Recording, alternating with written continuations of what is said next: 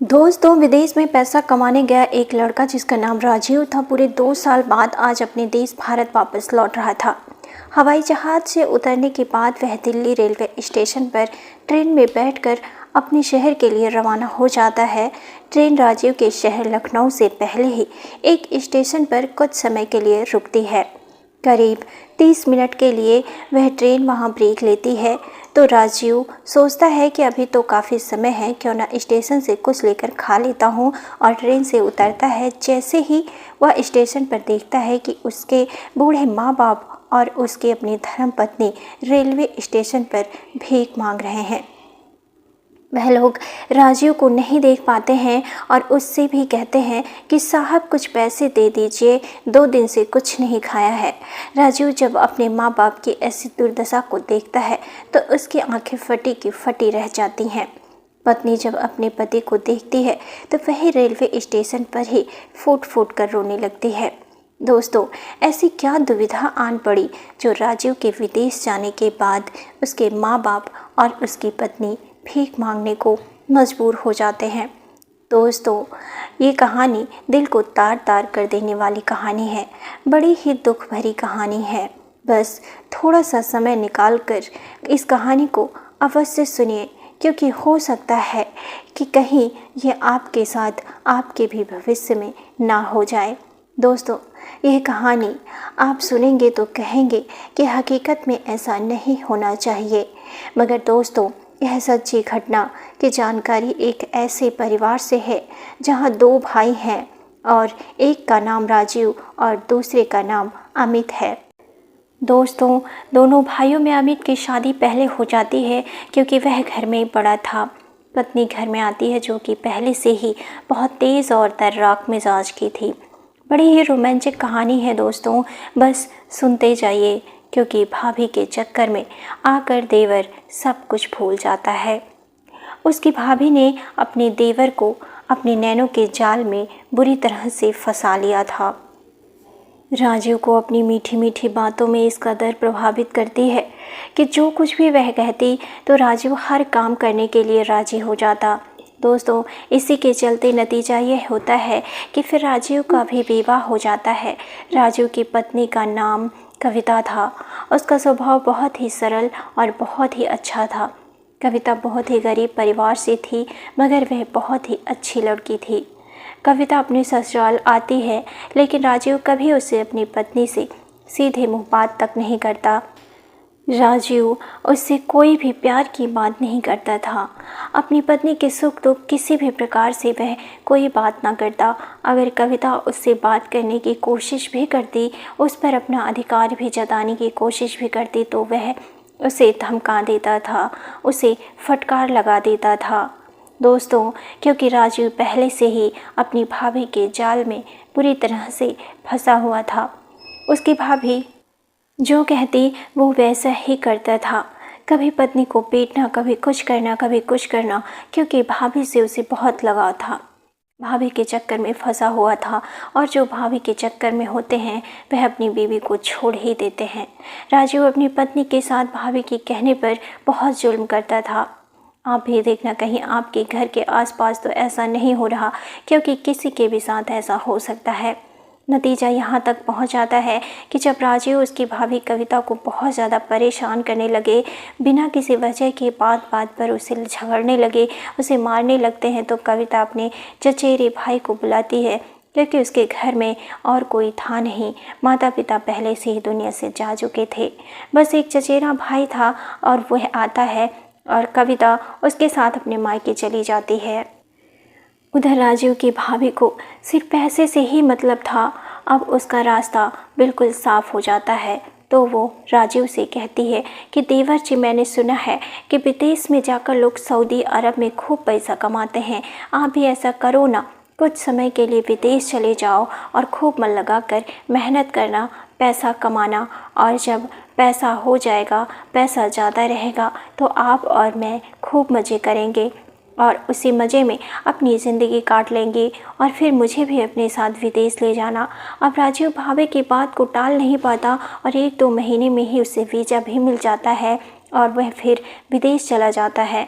अपने माता पिता को विदेश जाने से पहले अपने भाई और भाभी को उनकी देखभाल करने, उनके खर्च उठाने की जिम्मेदारी सौंप गया था कि मैं विदेश से पैसा भेजता रहूँगा, आप मम्मी पापा का ध्यान रखना।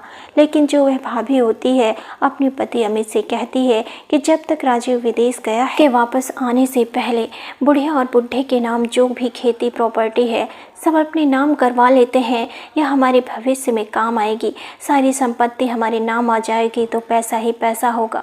दोस्तों, अमित के मन में भी लालच आ जाता है और जैसा उसकी पत्नी ने समझाया था वो वैसा ही करने लगता है और तहसील में जाता है और वकील से पहले ही सेटिंग कर लेता है।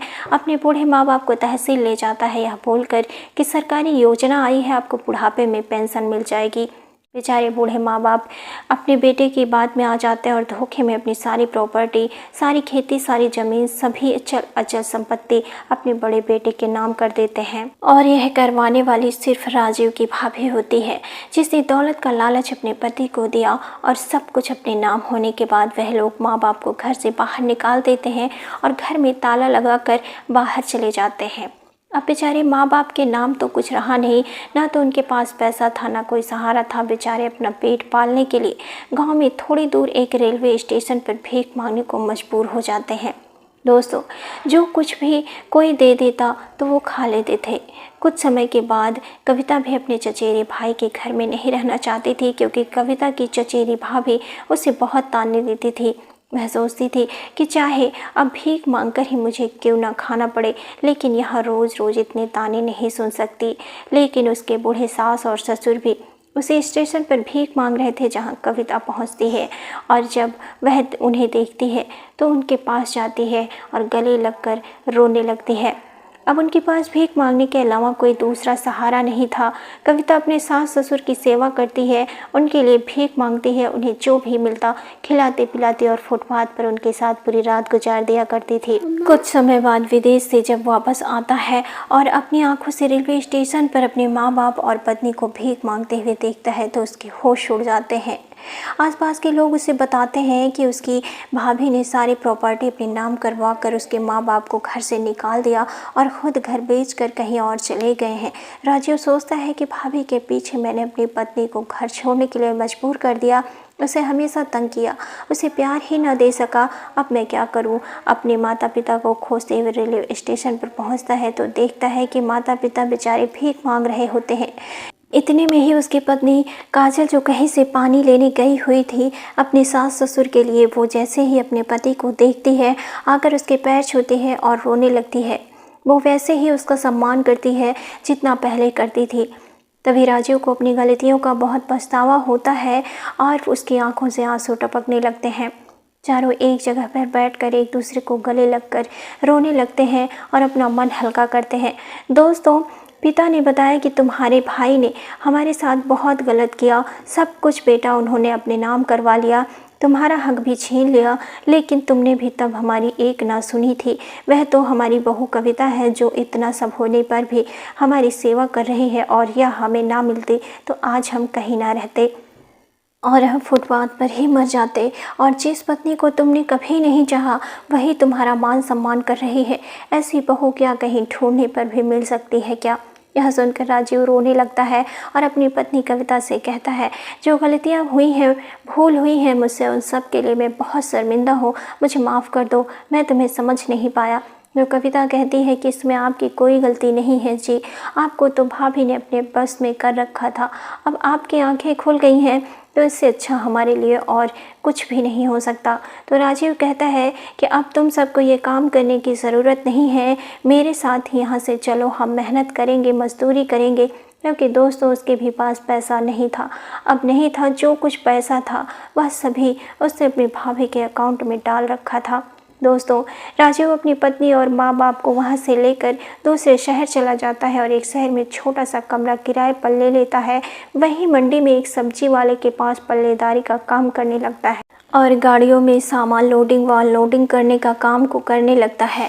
उसी से जो दिन भर में पैसा कमाता अपने खर्च का खर्च चला लेता, क्योंकि 4 जनों का खर्चा निकालना अपने आप में ही एक मज़दूर आदमी के लिए बहुत बड़ी चुनौती है।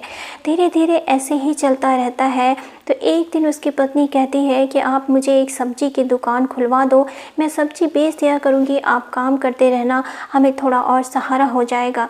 मम्मी पापा घर पर ही रह करेंगे, बुजुर्ग हैं, अब यह कर भी क्या सकते हैं। इस बात पर राजीव के पिता भी सहमति जताते हुए कहते हैं कि बेटा बहू ठीक कह रही है, हम भी दुकान पर बैठ जाया करेंगे, धीरे धीरे हमारा यह सब्जी का धंधा भी चल जाएगा।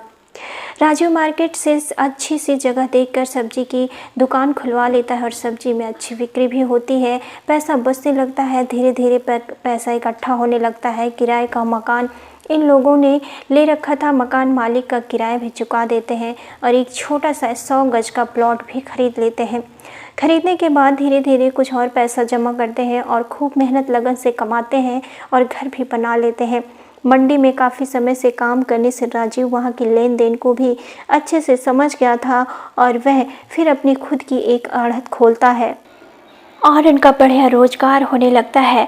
इतना अच्छा उनका रोज़गार चलता है कि उन्होंने कई प्लॉट खरीद लिए। जितनी प्रॉपर्टी उसके सगे भाई ने हड़प ली थी, उसके 2 गुना वह लोग प्रॉपर्टी खरीद लेते हैं। और उधर अमित और उसकी पत्नी प्रॉपर्टी बेचकर अपने ससुराल चले गए थे। अमित के ससुराल वालों ने उसकी खूब सेवा की, लेकिन जब पैसा ख़त्म हो गया तो अपने घर से बाहर निकाल दिया, यह कहते हुए कि जो अपने सगे भाई का ना हो सका वह हमारा क्या होगा। कहते हैं ना दोस्तों कि जैसा करोगे वैसा ही करने को मिलेगा, और वह हुआ भी।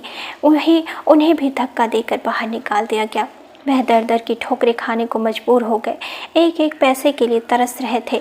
2-2 दिन हो जाते, खाना भी नहीं मिल पाता, पानी पीकर अपनी भूख मिटा रहे थे। उन्होंने अपनी माँ बाप के साथ, अपनी छोटी बहू के साथ किया। आज वही दिन उन्हें देखने पड़ रहे थे। लेकिन एक दिन अचानक भटकते हुए वे किसी तरह राजीव की गली में आ जाते हैं। जैसे कि अमित राजीव और उसकी पत्नी राजीव को आढ़त पर बैठे हुए देखते हैं। कई लोग उनके नीचे काम कर रहे होते हैं। नज़ारा देखकर उनकी आंखें फटी की फटी रह जाती हैं। फिर वह दोनों राजीव के पास जाते हैं। मम्मी पापा भी पास में बैठे हुए थे। अमित की पत्नी जैसे ही अपनी सास और ससुर के चरणों में आशीर्वाद लेने के लिए झुकती है तो राजू रोकते हुए कहता है, भाभी दूर ही रहना, माँ बाबूजी को हाथ भी मत लगा देना। क्या किया था तुमने इनके साथ? पैसों के चक्कर में इन्हें घर से बेघर कर दिया था तुमने ही मुझे मेरी माँ और लक्ष्मी जैसी पत्नी से दूर करवाया था। तुमने मेरी ज़मीन जायदाद हड़प ली। क्या करने के लिए आए हो यहाँ? जहाँ मर्जी चाहे चले जाइए, हम सबसे आप लोगों का कोई रिश्ता नाता नहीं है।